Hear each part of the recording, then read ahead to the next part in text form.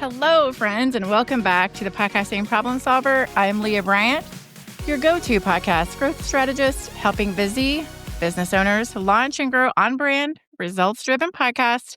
Today's episode is a coaching session with some fabulous ladies that I'm privileged to call clients, Tiana, Marilyn, and Jordana of the Get Sculpted Podcast. If you have not tuned in, you really should because it's amazing. But before we get started, I would love to introduce them so you all could get to know them as well.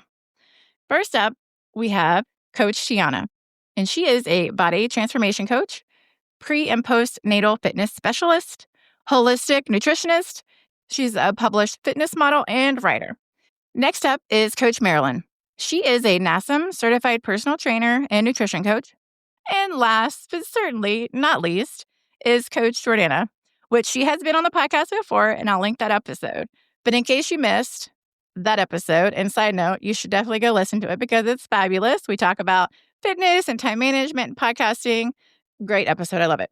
After 15 years as a corporate marketing executive and mom, she sold her home, quit her job, and went all in on coaching women after her own transformative health journey. She became an eating psychology coach, personal trainer, and nutrition coach, so she could help other women reclaim their power just like she did.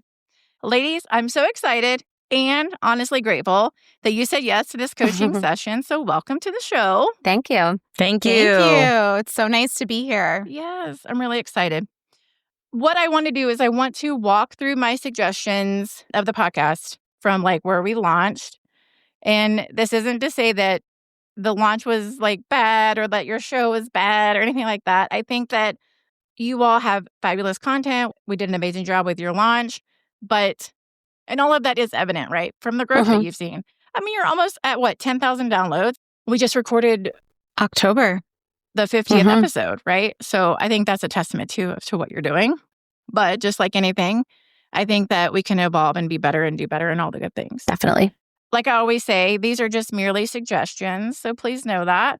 And my feelings are never hurt if you want to push back or have questions or say, no, I think we're fine the way we are. Okay. So I am going to share my screen. All right. So right now, your podcast is called Get Sculpted, which I think is fabulous because it represents, obviously, it's your brand and all the things, right? And I don't think that we should change that. But I think that incorporating some keywords will help boost searchability as far as like SEO and what people are typing in the podcast players and things like that. So I have 3 suggestions here. You're going to be like, but Leah, why is our name at the end? And I'll tell you why. That's at the end. So what I'm finding is that, and I experimented with this with my own podcast first and another client. The other client, we switched her tagline to the beginning, and it's Brittany. We actually talked about this. She saw a 43% increase in her downloads just from that change. Wow. So essentially, we're taking the keywords, who it's for, and putting it in front of your podcast title so it comes up if people are going in and typing in those keywords. So as you can see, I've given 3 options of what I've found when I'm like searching in all the places. I use Google. I use some keyword search tools that show me like the volumes of keywords and things like that. So here are some ideas that I have. Sustainable fat loss and muscle building for women. And then fitness and nutrition for women over 40. Because I know a lot of times, a lot of your episodes, you are speaking to women who are like 30, 40 and beyond. And then fat loss, strength, and confidence for women over 40. So those are some of the things based on the research that I was doing and just like your past content of what I feel would be good options. I would love to know your thoughts on those 3, that piece in general right now. I like the first or second one. Me too. That's what I was going to say. Yeah. Leaning into that. And it's also something, Leah, could we test over time? So like do a 30-day or 60-day period with one and then like an A/B test. I don't know if platforms let you do that, but it would just be interesting to see how that works over time. They don't let you do A/B tests, but we could definitely do a test. I think 60 days would be a good benchmark because it's not too much time, but it's enough time. I mean, honestly, with the way that your podcast is growing, we could potentially just do 30 days. Okay. And see. Okay. And we could do like one for 30 days and then we could evaluate like when I do your numbers and then we could try the second one and see what that does. And then by that 3rd month, we could put them up side by side and see which one has performed better. Yeah. I like number one Me too. because I feel like it's more focused on the outcome rather than like what we're giving. And also, I know that, over 40 is kind of the theme, but also I don't want to pigeonhole us into that because 35, we don't like the word midlife, Agreed. but just I don't exclusively work with women over 40 personally. So I want to make sure we're inclusive. Yes. No, I love that. So let's go with the first one. I love it. So right now, your categories, which I think is totally fine, even if we don't change this, it's still fine, is fitness, nutrition, and self-improvement. They all fall under the health and fitness main category, and these are all the subcategories. Now, when I was doing research, interestingly enough, the nutrition piece was pulling higher for SEO. I mean, I think that's probably a given. Right. I don't know. I would love to know your thoughts on that because we could leave the fitness, nutrition, and self-improvement. And here's what I want to say before we get your opinions. Apple only recognized the first category. Okay. Oh, that's why. So it only recognizes fitness. Some of them recognize all three. Some of them only recognize the first one. So kind of like think that about that too. But my suggestion would be to try nutrition first, and then fitness, and then self-improvement. I would love to know your thoughts on that. I mean, I'm just kind of thinking based on the client base that we have right now. Nutrition always seems to be the big one, right? Women are always talking about, like, how do I meal prep? How do I make this work? Right. That seems to be the biggest sticking point for a lot of women. Now, we know as we work with them, they need to know the muscle building, the fitness part. But I think initially what I'm seeing is I didn't do the research, but I would agree with that. I would say that that's what women are searching more than fitness and self-improvement. It's that nutrition piece. Like, how do I lose body fat? How do I make this work? And it comes down to nutrition. My thought is slightly different. It's like, what are people searching for isn't always what they need. And so I'm curious about if we switch it, the right people are still going to find the podcast, even if our content covers much more than that, which it does.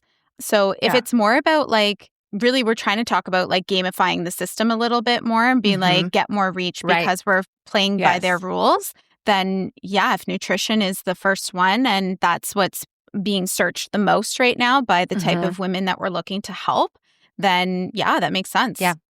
I think too, because fitness, you're competing with a lot of other really big podcasts in the fitness space there. Yeah. I mean, so when you think about like the categories, it's not specifically singled out like, oh, if they're just searching this, you'll come up. It's going to be holistically like the keywords that we're using everywhere, like your description, the podcast name itself, and like your content too.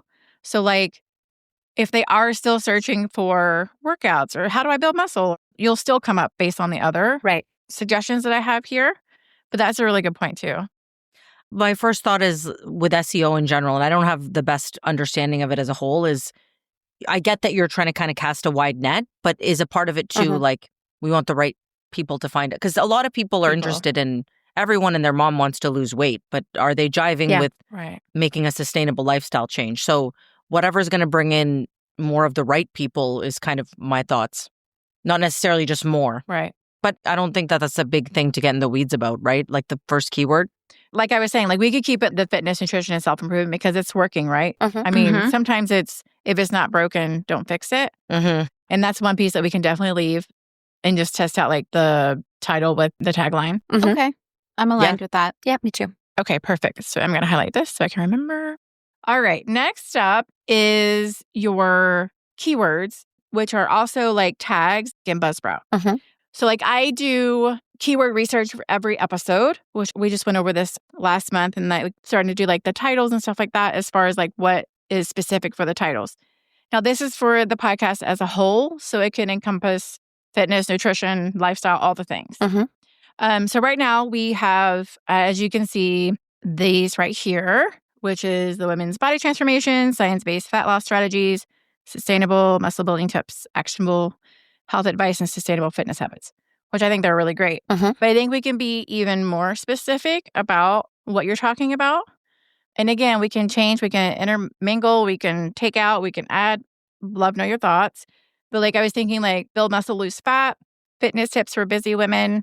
And some of these are overlapping too, right? Sustainable fat loss for women, strength training for female beginners, women's nutrition. What are your thoughts about that as far as like the podcast as a whole, like what you are talking about, what you want to talk about, like your brand overall, like the women who you help, obviously better than any research that I could do on the internet. So I'd love to know like how you see those. I think that's great. Optimize away. I think it's a bit more detailed. Yeah. Would you leave the weight loss for over 30 for women? Why not? I would leave over 30. Yeah. I would. Okay, perfect. Now for your description, which I think is great. I think it's to the point. It tells you what they're going to get, who you are, who you've helped. It brings all the things. But what I've learned is that the description is also another layer that we could add in a lot of really great SEO. So with that being said, when I was doing research, and please feel free to disagree with this too, is that I'm taking a lot of what you have. I'm adding in the updated keywords that I highlighted a second ago that we just walked through. But then I'm also adding in some of the most commonly asked questions on Google. Right? So that way, if they're typing in any pieces of these, that you will also come up, because they're not going into the podcast player typing in that entire sentence, but they could be going in typing in bits and pieces of that sentence. And then this will also have just another layer to bring you up. And obviously these questions we can change them if you're like, but I don't know about that one, or can we say it this way, or whatever you think would be great. And then I also wanted to add in like a call to action, because even though it's the description and this actually won't be clickable, it still is your website typed out. And then obviously, if you want me to say something else there or have a different call to action, we can change that too. But this is just giving them like more keywords, pulling in those questions of what people are Googling, and then that call to action. I like the questions. The only thing is I would say avoid saying reset your metabolism, because that's not a thing. Optimize. Optimize is better. Yeah. I was leaning into that too. It's like, oh, we don't say that. And then I was just thinking on the CTA, instead of just learn more about coaching, maybe it's learn more. Just learn more. Just learn more, or learn more at getsculpted.ca. Or I was thinking connect with us at getsculpted.ca on Instagram, just so that they can, like it's kind of like you can go to the website, or you can come check us out on Instagram and create a conversation, Yeah, that's a good idea. So one's learn more, one's connect with us. Yeah. So yeah, I see what you're saying. And you said metabolism, not reset. What did you say? Optimize? Optimize, yeah. Optimize. And I'm pretty sure that was also in the keywords, wasn't it? It was in the keyword, yes. Should I say optimize? Optimization. So when you're talking to clients, are they saying, I need to learn how to optimize my metabolism, or? No, unfortunately, they're saying reset or fix my metabolism. Yeah. Okay. So I wonder if we say... I've just heard them throw out that word. Like, can we just use that in isolation? Like, maybe it's my metabolism. Yeah. I can actually... It can just be like women's metabolism. Most definitely. I mean, it could even just be metabolism. It could be short form. It doesn't have to be a long form. Okay. But in the description, we can change it to optimize or metabolism optimization. Yeah. Optimize metabolism. Okay. Yep. And build strength. Okay. Perfect. How are you feeling about these questions? Do you feel like those are good? Should we phrase it a different way? I think they are good, actually. And Me too. I'm glad people are asking these questions. Yeah. I love these questions. Me too. Yeah. I think it's a mix of some a little bit more advanced and some kind of beginner. Right. And I was also thinking it's a mix of each of our areas of specialty as well. So it's like a nice blend. And if you haven't done an episode specifically around that, or only that, then you could do that too. More content ideas for you. All right. The next thing I want to talk about is social. I think that you all do a fabulous job with this, but I feel like maybe adding in a couple of different things may also help. So interestingly enough, podcast players have algorithms just like Instagram. I hear the collective sigh and eye roll of the entire of everyone listening, including myself. Oh no. Right. And within like promotion of your podcast in general, I break it down into 3 categories, which is social media posts, guesting on other podcasts, and paid advertising. I don't think you all need paid advertising, because I think that your growth has shown that I don't think that it warrants that. I mean, unless that you are really gung-ho to do that. And then I can tell you about my experience. I bought an ad in one of the podcast players because they have ad space where you could buy at the top. It's like a banner. And I bought ad space in Overcast. Interestingly enough, in the fitness category where my podcast showed up, just because I work with a lot of fitness ladies. And it just helps drive traffic to your podcast. Okay. But I don't think that you all need that. Totally open to have the conversation though.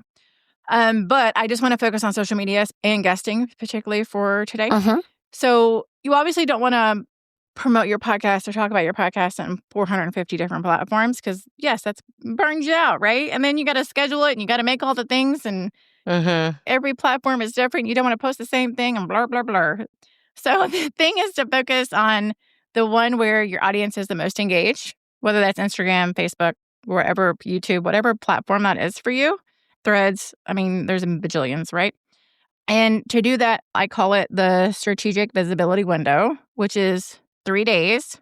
So you want 5 unique posts. And it doesn't have to be, quote unquote, have to be 5, but it's just thinking about essentially you want to get as many people as you can within those first 3 days of the podcast being released. Because the players, much like Instagram algorithms, is like, oh, well, this content is hot to trot. Let's put this out in front of more people, right? Right. So if you push and pull more people in those first 72 hours, that makes everybody happy. Now, I don't know. It would be interesting to see how this goes since you publish on Thursday. The 72-hour would push you into Friday. Does your Friday content on your platforms do well as far as like interactions, or does it trail off? Depends on the content. It depends on the content. That's a good point. But I usually do a newsletter email out, and that's where I promote the podcast episode for the week on Friday mornings. I do too. That's smart. So that's, I found, has been very helpful in terms of connecting what the episode is about to a lesson or a takeaway or a client success story or something like that, or a weekend tip. And I found that that's been really helpful in terms of driving clicks to the episode. I love that a lot. So like I just put together like an example, obviously take it, leave it, change it, whatever your thoughts are. And I know that your audience, I haven't really deep dove into like anything other than, embarrassingly enough, anything other than the podcast related. And I know that your reels do really, really well. Have you posted any graphics or content, not a reel related to the podcast? We used to. And if you have, has it performed? They don't do as well. Yeah. No. We used to do an audio and we find the reels do better. We've had the conversation how even just like seeing us, being able to see us speak hits with our audience better. It's easier to put together. It's kind of double whammy. And also like I find even with my own content that carousels just, if you're not like a massive big account, it just doesn't get shown as much organically. I mean, mind you, it could be the audience and algorithm and obviously all that stuff. Right. But the reels are just no barrier too, because it's like, it's us talking, it's a clip. It's like, this is what you get. And it's a hook. When it's the 3 of us, what we've noticed is the reels do work the best. And each one of us will have different content types that perform better on our platforms, if we're talking Instagram specifically. And some types of content will do better for people who are already following us versus other types of content that will do better to attract more new followers. He's like, oh, carousels don't do that great for her, but actually carousels do really well for me. Okay. So it depends, right? So I typically do a mix between carousels and reels, and it really depends on where we're at in terms of, am I trying to reach new people? Then I'll do a certain type of content mix. And if I'm doing a launch, I'll do a different type of content mix. Yeah. So that I'm not sure like any one specific type of content will be like the magic bullet here. Yeah. Right. The interesting thing is that now Google is indexing our Instagram post. That's just something to think about. And that might be too why you've seen your carousels do well, potentially. That's a great insight, potentially, for sure. Yeah. So just like something to keep in mind too, like even something to play around with. But anyway, the idea is within those first 3 days is to drive as much traffic as you can. And obviously I don't want to like the podcast to be like all you ever post about, because that's not true. You all have amazing content outside of the podcast, but being able to pull in more of it, whether that is like a carousel post, like with some takeaways from an episode, or just like maybe some thoughts or something. I like that. And then that's like in the morning. And then maybe in the afternoon, doesn't necessarily have to be like PM as an evening, but in the afternoon. I know we've talked about this, but I can't remember the verdict of if you've gone live, how has your audience received your lives? No, we never have. Not together. Yeah. Not together. Not together. And I think lives are something that you have to dedicate consistency to. You can't just go live and once or twice. It has to be something that your audience comes to expect from you. So okay. that would have to just either be part of our ongoing content that we create. Yeah, the strategy. Yeah, or because just going live once in a while wouldn't give us a good pulse on that. This is good to know. I don't ever do the video or the live, so good to know. I will say I have seen other clients that what has done well is if they have a guest who has a fairly active audience, to go live with them like the day that their podcast episode publishes, or the day after, and be like, oh, I have one more question about XYZ. So that way you're going live. Obviously, your audience is saying, oh, they're going live with so-and-so. Let's go watch what they have to say. And then you're pulling in from their audience too and like promoting the podcast and stuff too. So that's interesting. Yeah. I have a couple questions for you actually on the content side of things. So the days of the week aside, something that I was looking at and sort of starting to test over the summer, just given where some of my network has been in the corporate space, is publishing once a week. It doesn't matter what episode it was, but just a clip from the podcast on LinkedIn. Yes. Might correlate better with someone in a working environment. So like a specific episode or clip that gives them a tip.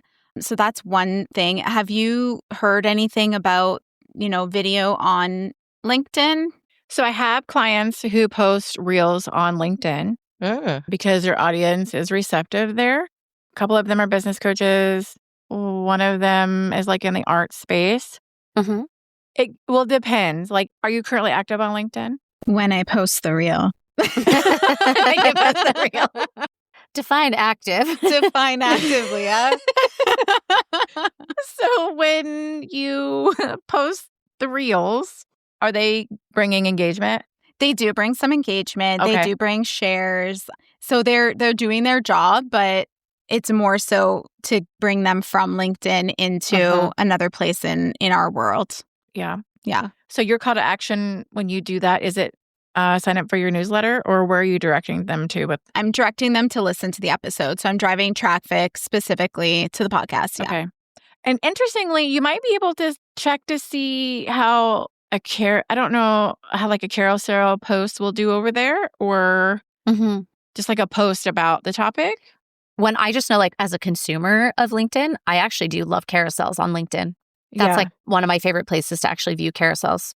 I go to LinkedIn a lot to learn. Yeah, exactly. So if there's like stuff for me to learn.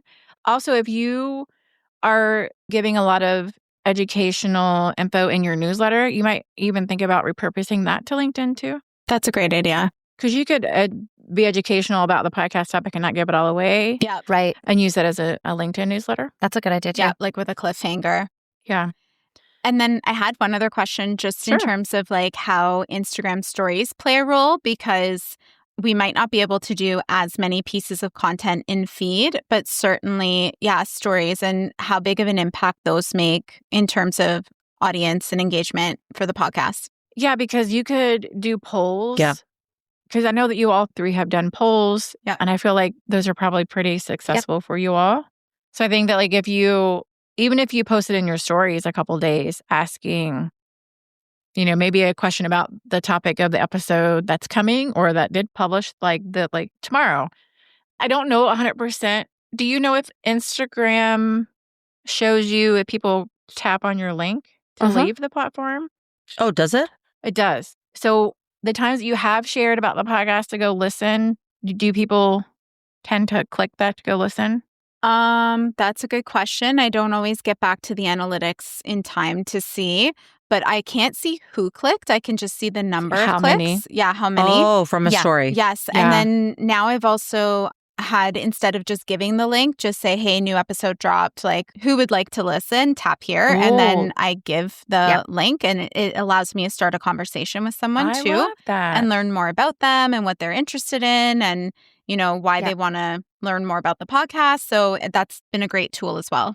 I love that. Another thought is you could, if you didn't want to make it like about the podcast, it's like podcast, you could say, if you have a question about XYZ, I've got something special for you. Yes. That's nice. And then when they message you, be like, oh, here's an episode, or here's a playlist. Or I know you guys have done, or you ladies have done playlists with like Spotify and stuff for people. So that'd be another great idea. Oh, and the one thing I did want to say is I, as a consumer of content, I don't love being told about mistakes. I think mistakes has a negative connotation, at least for me, maybe not everybody. But I love when someone says, oh, here's 3 opportunities where you can improve XYZ. And that's essentially what that opportunities carousel post is like, oh, here's 3 ways you can do this better. Or here's 3 ways. I know that mindset stuff on your podcast does really, really well too. Yeah. Like thinking about like, oh, here's 3 mindset shifts you could do to blah, blah, blah. And that doesn't have to be a carousel post. You can make that a reel. You could, because I know, Tiana, you do a lot of really fun reels with like the words overlay or like your back and forth. Like, the comparison. Yeah, the comparison. Yeah, those are really great. Yeah, I like those. So what questions, comments, concerns? So I have one more question. As we implement these, what type of growth would you be expecting to see? Like what would be good growth from some of these changes? I will say that everyone who has implemented changes has seen growth within a day. Okay. Wow. But the big picture would be like the 30-day. Yeah. So kind of in line with the growth we have seen, like from August. August was crazy. August was so cool. I mean, it's bananas because like all of my other clients and even in the industry as a whole, like podcast listenership, especially like the summer and like going into August is always down. I've always heard that. And your podcast is just like skyrocketed up. And I love that because it indicates that you're speaking to the masses, what they want to hear. Yeah. So I think that it would just compound on That's top really of good that. feedback. Like a snowball. Like we wouldn't see it go the other way. Awesome. Mm-hmm. I mean, that's why I would love to have you all back too, because then we could talk about specifically the numbers and the growth that you've seen. Yeah. See what the insights are. That would be amazing. And then like also like, I don't think I said this when I was talking about adding the tagline, I don't think that we have to change anything about your cover art. I think it's perfect the way it is. This is more or less just making the changes in Buzzsprout. Okay. Yep. So that way it shows in the podcast players. Amazing. I like that idea. Let's do it. Yeah. I do too. Let's test it. I love testing. We'll know once we do it. Right? I love testing it. I love people who are game for testing it, right? To see. Yeah. It's the only way to know. Otherwise, you just talk in circles. So true. All right. Well, thank you, ladies, so much for joining me today. I appreciate your questions, your willingness to be here, your enthusiasm, just everything about you. You're doing amazing. And I can't wait to see, like, just making these small tweaks, like how much more growth you're going to see and more lives you're going to impact with your podcast. It's really exciting. So thank you so much for being here. Thank you. We appreciate you having us. Thank you for these tips. Thank you for having us. Of course. Oh my gosh, friend, how good was that conversation? I could talk strategy and podcast tweaks all day, especially when it's with powerhouse clients like the ladies of Get Sculpted. All of their information is down below, so make sure you go give them a follow. And if you enjoyed today's episode and want more behind-the-scenes strategies to help you grow your own show with purpose, be sure to join my free newsletter. It's where I share weekly tips on how to strategize, execute, attract, and maintain momentum using my seamless podcast framework, so your podcast works for your business. You can find that link right here in the show notes as well. And if you're ready to take things a step further, whether that's refining your visibility, improving your SEO, or giving your show the refresh it deserves, let's chat. That link is also below, or you can visit leahbryantco.com. And until next time, keep showing up with purpose, keep focusing on growth, and above all else, keep it seamless. And I'll see you next time.